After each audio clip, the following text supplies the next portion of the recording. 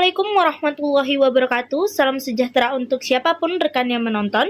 Bersama saya Ija Syafina Suropita Hasibuan. Kali ini pada sejarah Afrika, mari kita bahas kerajaan-kerajaan tradisional di Afrika.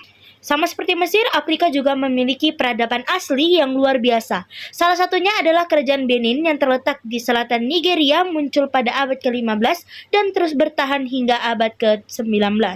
Dalam video ini kita akan membahas kerajaan-kerajaan tradisional Afrika yang terbagi dalam 3 kelompok besar, yakni Kerajaan Dagang, Kerajaan Hutan, dan Kerajaan Daerah Tropis Afrika Barat.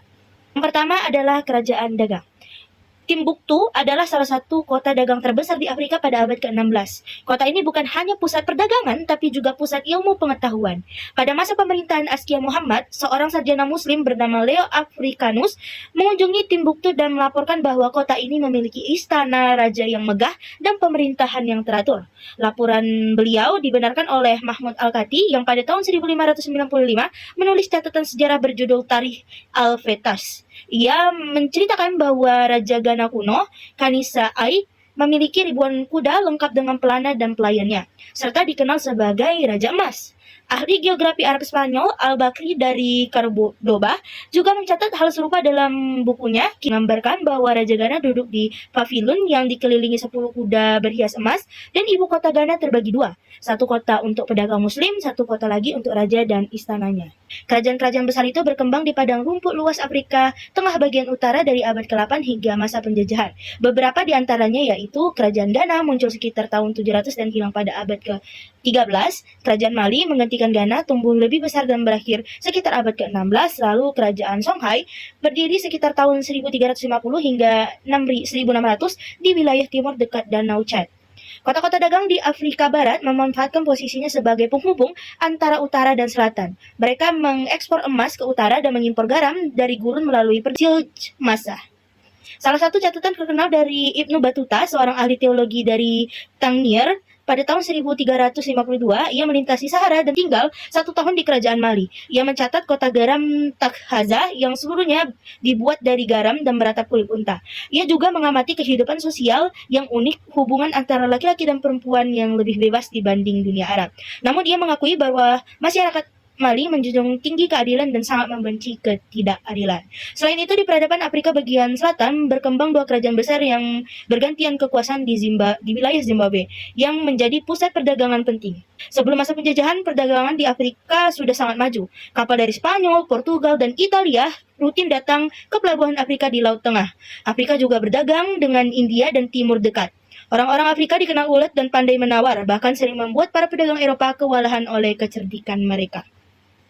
Dari beberapa jalur dan komoditas utama perdagangan dikenal dengan istilah seperti jalur panas terik, angin sendalu ke arah timur, garam dari gurun, dan juga pasar sebagai tempat transaksi. Lalu ada kerajaan hutan, yakni ketika seorang Portugis datang ke Afrika, mereka menemukan desa-desa di pantai ternyata dilindungi oleh kerajaan besar di pedalaman yang sebelumnya tidak pernah mereka kenal, namun memiliki kekayaan dan kekuatan luar biasa. Awalnya orang Portugis ingin menyerang, tapi akhirnya berubah menjadi sekutu dan mitra dagang. Wolof yang di Senegal Barat memiliki 10.000 pasukan kavaleri dan 100.000 infanteri, sedangkan Raja Mali memimpin pasukan yang lebih besar lagi. Namun kerajaan yang paling menonjol di kawasan ini adalah Kerajaan Benin.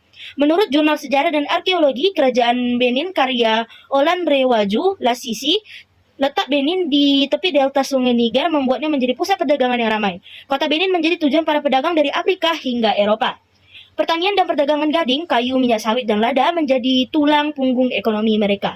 Tahun 1486, utusan Portugal João Afonso de Aveiro datang dan membuka hubungan diplomatik dengan Raja Benin. Raja kemudian mengirim duta mereka ke Lisbon bernama Ohen Okun, yang merupakan imam kuil Dewa Olokun. Hubungan ini berlangsung baik selama lebih dari 100 tahun.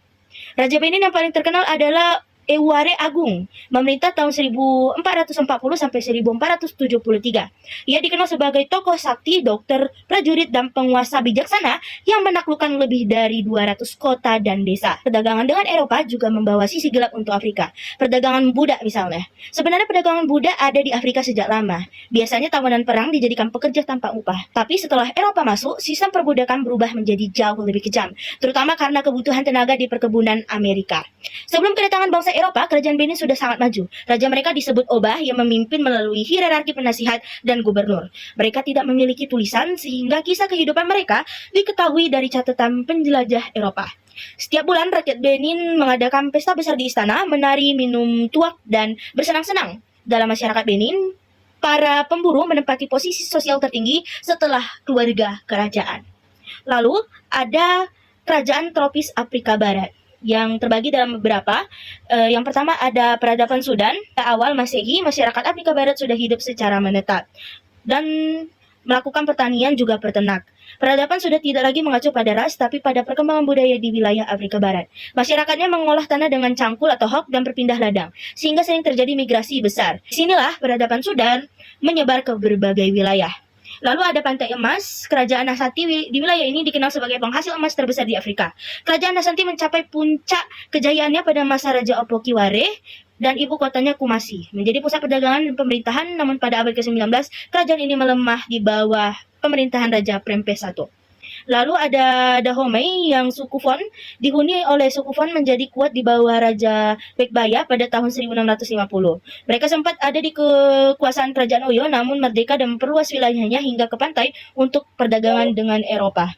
Dan setelah perdagangan budak dilarang, kerajaan mereka melemah dan akhirnya menjadi protektorat Prancis pada tahun 1893.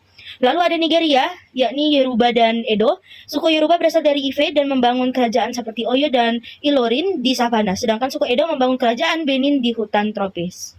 Dari berbagai kerajaan ini kita bisa melihat betapa kaya dan beragamnya peradaban Afrika sebelum masa penjajahan. Afrika bukan benua tanpa sejarah, tapi benua yang penuh dengan cerita, perdagangan, kekuasaan, dan kebudayaan yang luar biasa. Dan dari saya Ija Syafina Surapita Hasibuan pamit undur diri. Sampai jumpa di video selanjutnya.